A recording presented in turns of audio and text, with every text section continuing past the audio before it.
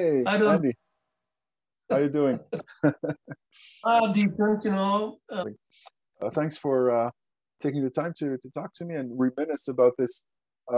These two sessions, actually, I was fortunate enough to do at your studio, the previous studio, Los Angeles, Yeah. back in 2005 and 2006. Uh, it's been like over 15 years, so Doing like probably 16 years ago. It's like what actually happened, it's kind of hard to remember all the details, about it. But yeah, I can't even remember how long you stayed in the studio for at the first time. the Remember first that? time was a week. I came over with a session um, that was not good.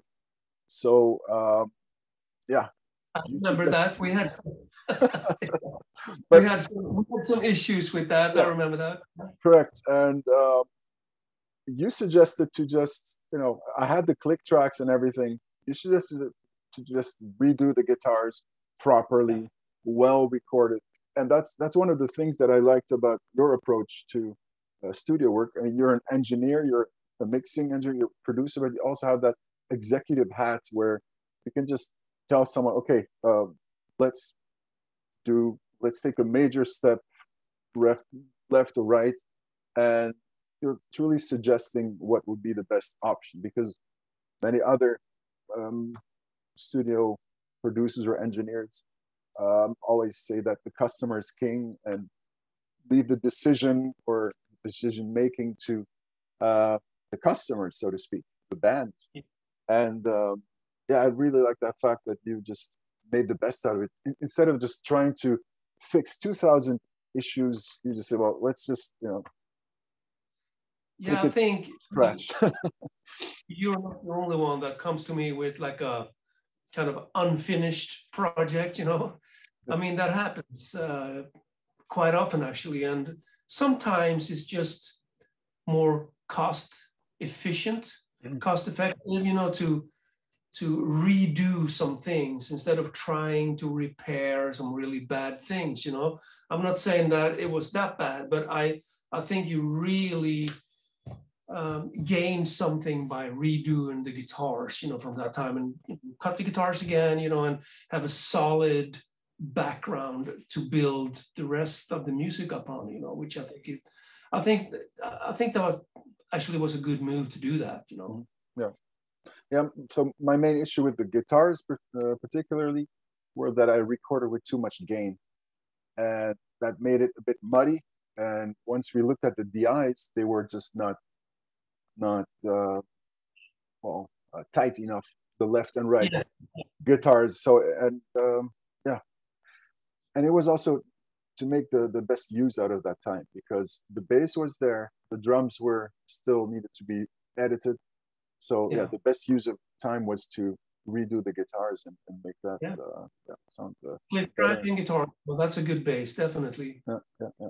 So guitar wise, the rhythm guitars are exactly the ones recorded in your studio. It's just reamped again because you did reamp it, but it turned out a bit heavier now than it was before.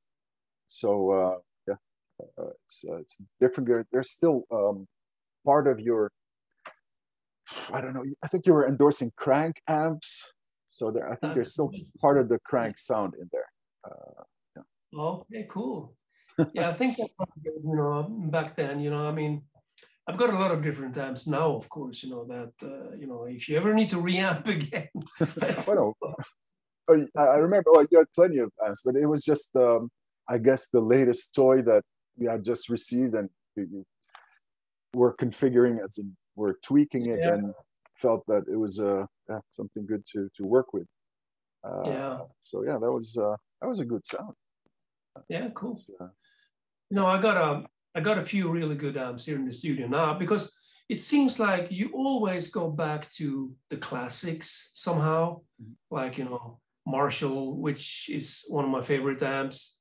mhm, Um, Mesa Boogie too, even though I don't really like to play mhm. through the Mesa Okay. Boogie, but recamping with the Mesa Boogie can make a mix sound just fantastic. And I got a PV 5150 and an Angle, you know, and of course Kemper, as everyone else has too. So you got a lot of options, you know, to reamp stuff, you know, which, but usually I go back to the classics, you know, which I think always works. Yeah, yeah, true. Well, you reamp both with a Marshall valve state with a two screamer in front, and also with the crank, because just just to have more sound, so to speak. And yeah, you did reamp both with both amps. So sorry, oh, I'm mistaken. I tracked with the Marshall. I tracked the guitars with the Marshall with very little distortion, and you reamped it with crank. That was it. Sorry. Oh, that's it. You know, I haven't used that Marshall valve state in a very, very long time.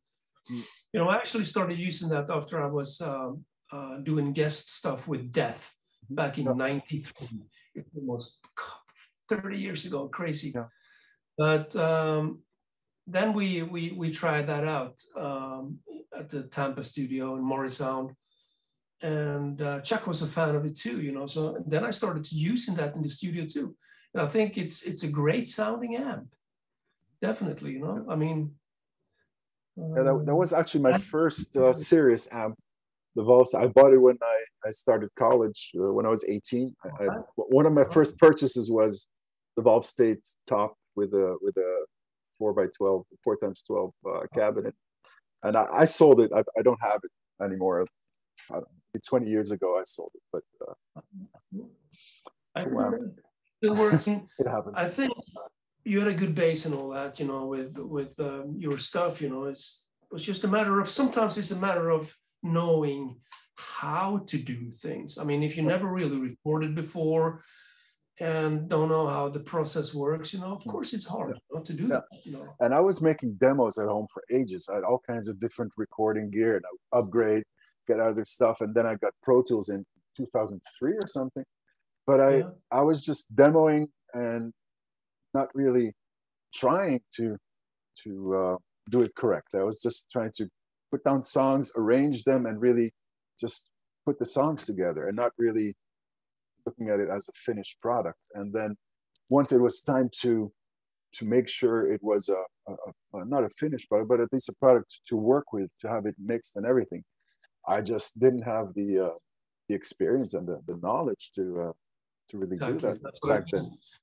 That's what a lot of people, you know, have. They have all the musicianship and all that, you know, but when it comes to recording themselves, you know, it's like, because they simply don't know how to do it correct, you know, and in a pro way that you can use for an album, you know.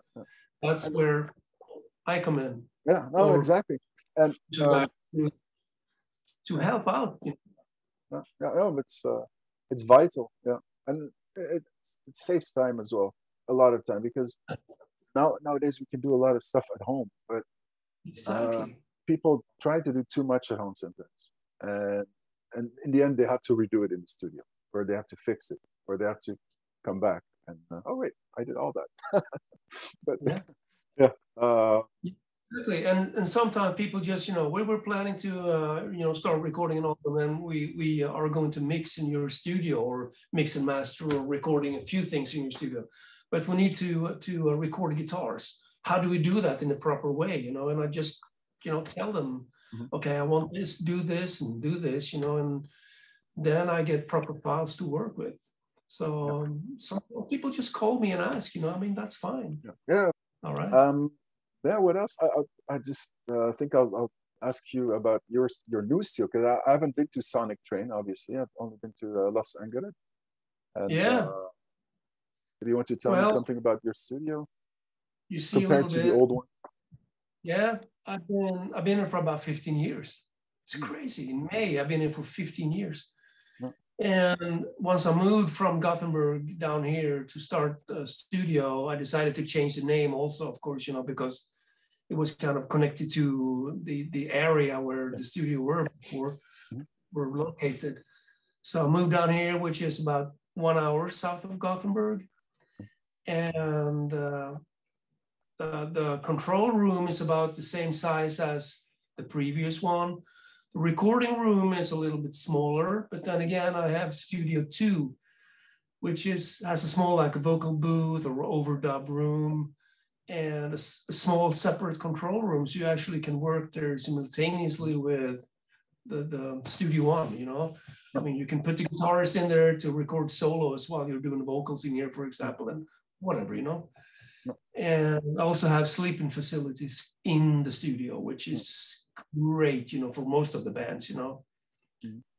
Because most of the bands they don't have a budget either, you know. So of course, if they do, they can, you know, stay at a hotel in town or whatever, you know, it's just close to here. But most bands prefer to stay here.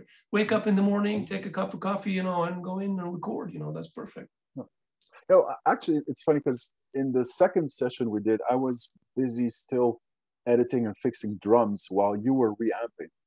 And I was just sitting, you were sitting behind the console, I was sitting behind you with a little desk or something. And also I was running out of time and you allowed me to stay over. I just slept on the couch and I stayed over at your studio, still editing those drums endlessly. And yeah, I was, yeah, I mean, that's grateful for that. I mean, obviously it wasn't finished, but you allowed me to have that extra time. So that's great, a great help. What can I say? And now it's much easier because, you know, you can just go into the smaller room and sit there and do, you know, I mean, overdubs or editing, whatever, you know, which at the same time as we work in here, you know, which is a great thing, of course, you know, compared to the previous studio. And we also have a small kitchen, you know, and shower and all that stuff if you want that, you know. And it's coffee machine, of course. Coffee machine is in the studio, you know that? Yeah. Vital. Yeah. Yeah, vital, definitely. Yeah, I think that's pretty much. Any upcoming recordings you want to share, or upcoming projects or things you just finished, maybe working on? You know, trying to keep busy. In about a couple of weeks here, I'm gonna mix California-based band called Kill Ritual, Bay Area kind of thrashy. Rings a bell. Kind of, it rings a bell, but maybe it doesn't. I don't know. Done many albums actually, you know, and I've been working with them for a long time, you know. So really good band, really good band. So I'm just trying to keep busy, and hopefully, if everything goes the way we want, we are in the talks of doing a U.S. tour this fall. They're you know, checking out the possibility, at least, you know, to check that out, and we'll see what's happening after that. Yeah. Depending on the situation, you know. Yeah, of course. Yeah. So once COVID is done, then another conflict arises. Looks like it's almost like a bad joke, so to speak. But yeah. Crazy, man, crazy. Yeah.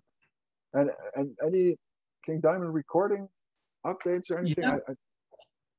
I actually sent King 8 songs like a month ago for him to check out, and you know, we're gonna talk about it and do some rearrangements probably.